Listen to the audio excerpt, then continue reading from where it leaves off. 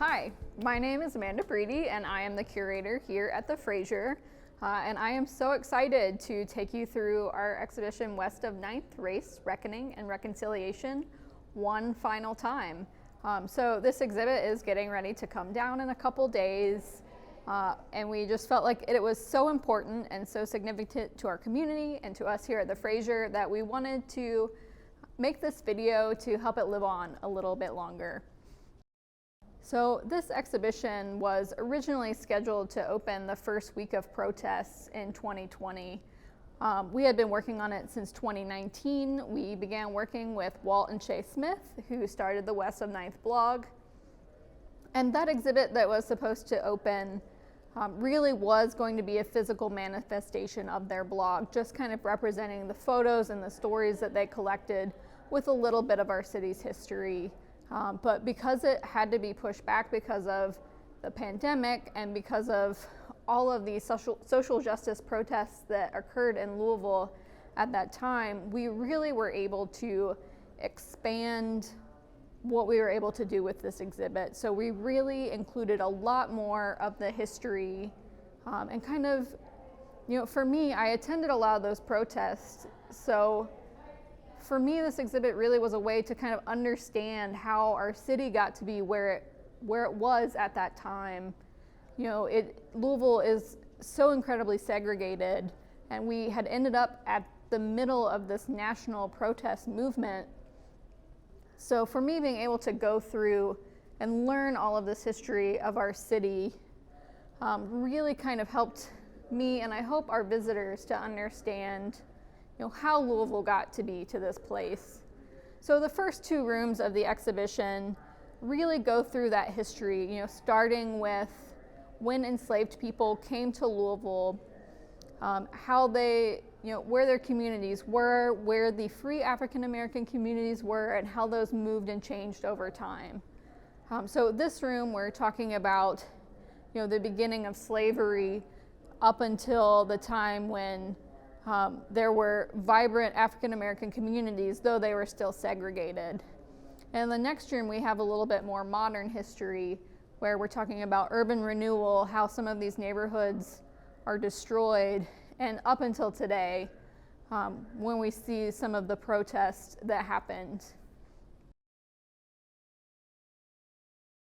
So unfortunately, I cannot take you through the exhibit and show you every single object, but I'm excited to show you a few of my favorite things. So the piece of fabric that you see in this case here, I think, is one of the most powerful pieces that we have in the exhibition.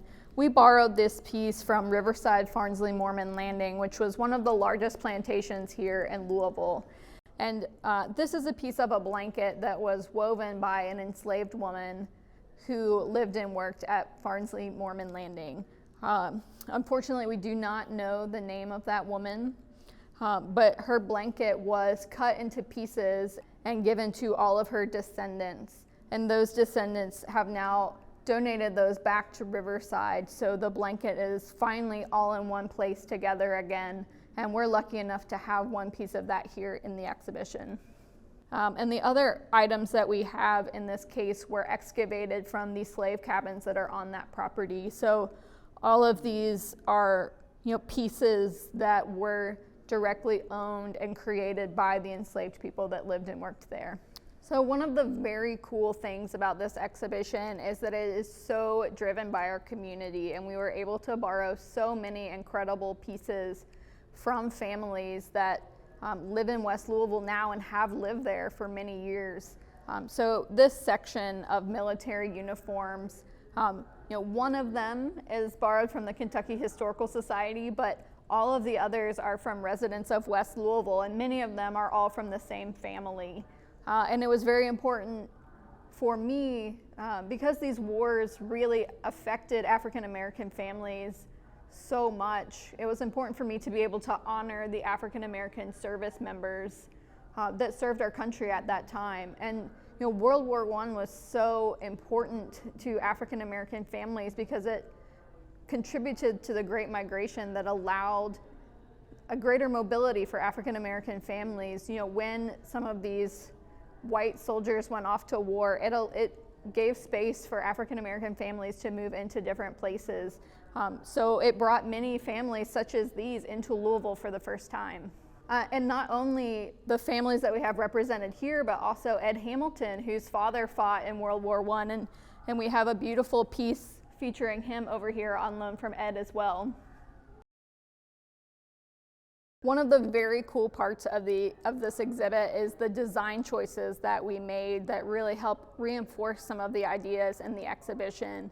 And because we had so many incredible photographs and texts from Walton Shea Smith that continued to help us on the exhibition, we wanted to find a way to really bring those into the three-dimensional space of the gallery. So we chose to put them on this plywood, which during the protests downtown, we were coming to work and so many of the buildings down here were covered in plywood to protect them during the protests, often unnecessarily, and it just became, it was such a painful sight for us, for those of us that were down here, and we really wanted to take that material and reclaim it and use it in a positive way. So instead of using it as a barrier, we're using it as a way to help connect with our neighbors in West Louisville. So we chose to, print some of our text panels and many of the stories and photos from Walton Shea on the particle board. I feel so incredibly honored that we were able to have the memorial to Brianna Taylor here in this exhibition. This is the painting that you see is the original painting that was kept at the square during the protest. It was featured in the New York Times and so many places, and just became so iconic for the Brianna Taylor protests. And all of the pieces that you see here are items that were left at that memorial during the protests. And I really feel like this is a piece that has been built by the community. And it is, it represents the community of people that really came together during the protests. So many negative things happened at that time, and it was so hard. But I think kind of the brightest light of that is the community that it created. And this memorial is on loan to us from a group of people that call themselves the Memorial Crew. And so it is led by Aaron Conaway, who created the painting, and he has a building called the Mammoth in West Louisville where he has begun storing all of the pieces from the memorial. And so for a while, the memorial was able to stay at the square, but after a while, it was required that it was taken down every night and put back up every morning. And actually, this beautiful painting ended up in the dump a couple times, and they had to go fish it out. So we were so lucky to have that memorial crew that went to the park and set it up every morning, come here and set it up the same way that they would at the square. And I think it's so impactful to have here and so important as we talk about all of the history in these two rooms to really bring us to the present and to see where we are now. I have come in here and I've seen tiny kids that couldn't possibly know what's going on with it, just in awe of this piece, and I think it's because it really is, such a powerful representation of this community. As I mentioned before, this exhibition has been so driven and so such a community project that we're so excited to have these pieces here that were designed by artist Victor Sweat, who is an artist that lives and works in West Louisville. And we actually asked Walton Shea, who would your first pick to make a mural for the exhibit be? And they said Victor, and we were able to get him. So we were so excited that he could contribute. So Victor designed the murals. We were like, whatever you want, Victor. And he designed these really incredible murals.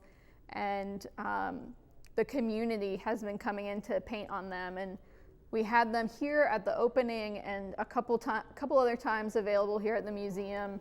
But I actually got to go take a couple of them to West Louisville to a green space, and some of the summer camps came and helped us paint them. So that was so fun to be able to give them all of their paint colors and watch them mix them together and turn it into mud, but they just had so much fun. And it's interesting, they painted over a lot of things, and Victor's not interested in touching it up. He thinks it's perfect the way it is. And one thing that he pointed out to me is that there's so many patches of rainbow on the piece, but the kids never paint over a rainbow, which I think is so beautiful and so incredible. So I'm very thankful to the many children and adults and to Victor for helping us create this beautiful piece. This is the Stoop that we created in collaboration with Infinity Productions, a company in West Louisville. We wanted a way to kind of make this feel a little bit more environmental and something to connect you with the interviews that Walt and Shay did. So many of those interviews are at bus stops or in the park, or so many are on people's front porches. So this is our front porch. It's meant to be kind of a collage of different front porches. And we have these different media pieces here that are showing the pictures of those people and videos of the neighborhoods and the audio to kind of give you a feeling of what that was like when they were doing their interviews. For this case, we partnered with an archaeological firm called Corn Island Archeology that's local to here in Louisville. And they did a project where they excavated the Beecher Terrace neighborhood. So many Louisvillians will know Beecher Terrace as a housing complex, and that has been demolished, and they're building a new complex there that's almost finished. And so in between those two, they did this excavation that was the neighborhoods that were at that location in the early 1900s. And it's so incredible because the neighborhood at this time was incredibly diverse. There were, very wealthy white families that had been in Louisville for a long time. There were prominent African American families. There were immigrant families from different places. So it was such a melting pot and so incredible. And so they have excavated all of these pieces from privies that are on different properties. And so a privy is where you would go to the bathroom and often toss all of your garbage. So it's so interesting to see what has survived. And when I look at this case, I like to think about what was thrown in there purposefully and what maybe was a mistake. There's broken pottery and that kind of stuff, empty bottles. That was probably on purpose, but we found a ring. There's a gun. Like, why would you throw that down the privy? So it's just so interesting to see the type of objects that all of these different families had, including some of the immigrant family had pieces that were in German or in French. So cool to see this kind of physical history of all the families that lived in that neighborhood. During the run of this show, it has been really incredible to see the impact that it really has had in our community.